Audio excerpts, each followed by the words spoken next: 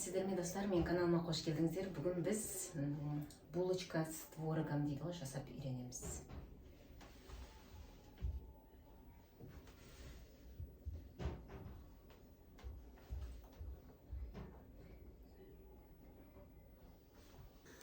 Ал достар, онда біз бүгінгі қалай айтсам болады сіздерге, булочкамызға керек заттарымыз: сүт қажет болады, 250 миллиграмм сүт, 100 грамм май, тұз, щепотка соли дейді ғой.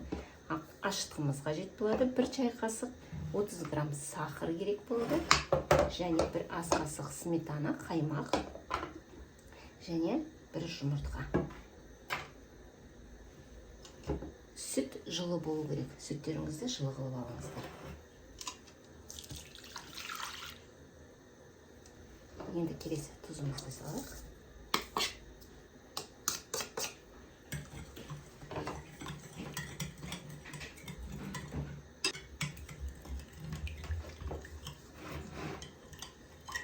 Келесі қантымызды салайық.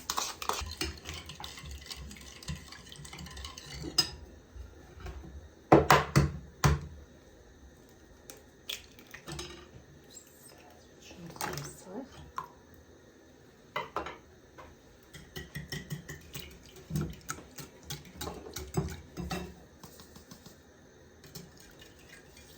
Ашытқымызды саламыз.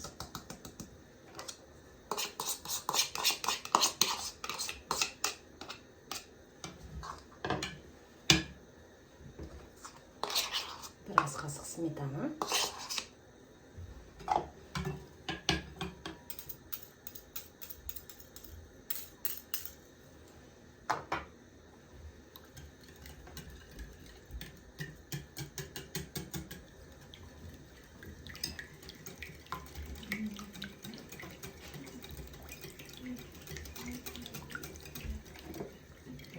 Сұйық май, 100 грамм сұйық май.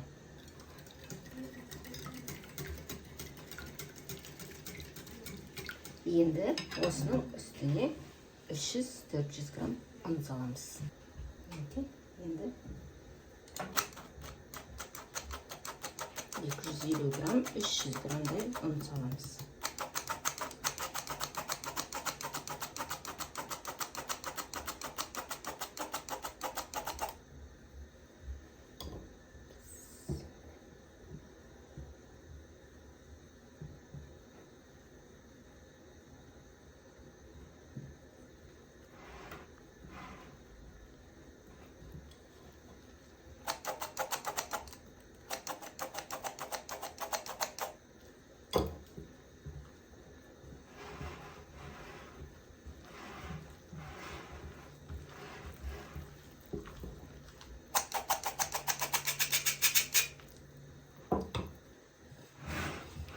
Мінекей достар, мынандай бізде тесто шықты, қамырымызды ашыттық.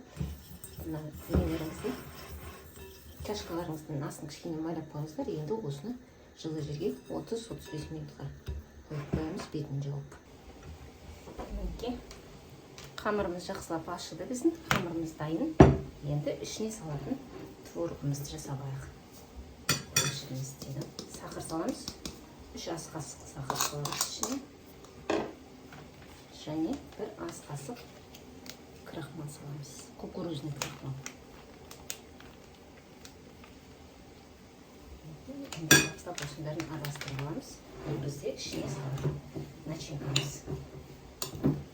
Творогымыз дайын, ішіндегі начинкамыз. Келесі тестамызды түсіріп аламыз, қамырымызды. Енді осыны біз 8 бөлшекке бөліп аламыз.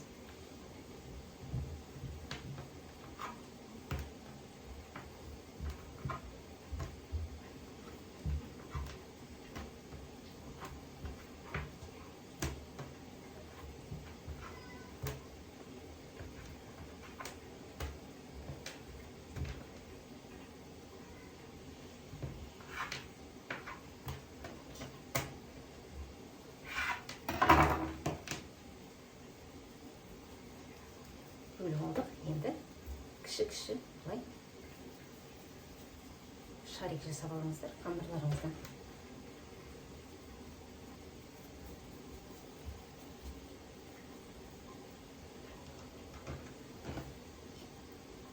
Кішірек қамыр жасап алып, шариктар жасап алып, тағы да 10-15 минутқа қойып қоясыздар, көтеріледі қамырларыңыз.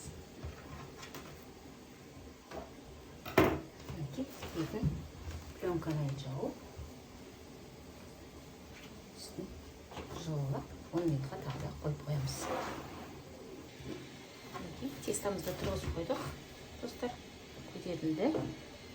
Масло, сливочный маслоны растопить етіп аласыздар, яғни отқа қыздырып ертіп аласыздар. Көп қажет емес, азғантай болса болады. Енді тестамызды осылай-осылайынан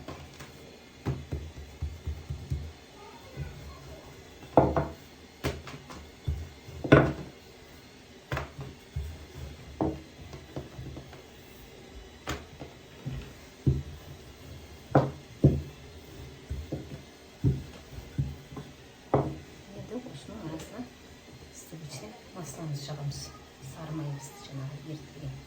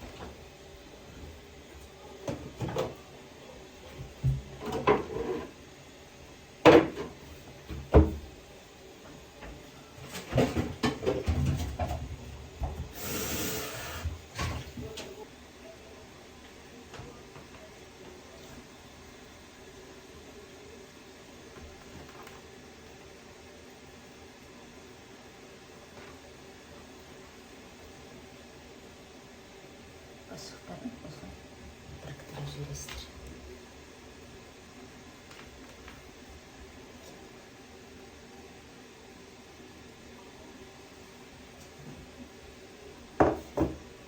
Противнан осылай әдемілеп сала береміз.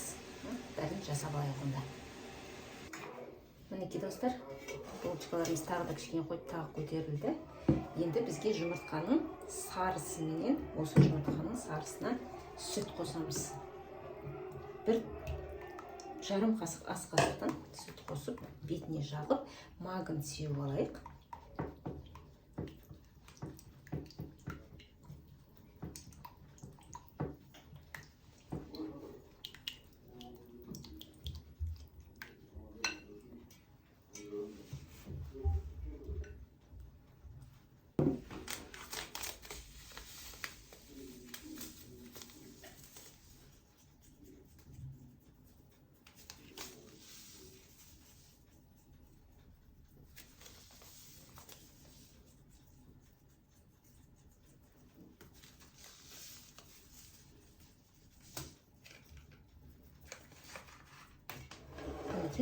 Енді 180 градусқа 30 минутқа духовкаға пісіріп аламыз. Қандай керемет болып тұр. Мінекей достар, біздің бүгінгі булочкамыз, ашылған қамырдан булочка творогпенен, ірімшікпенен дайын болды.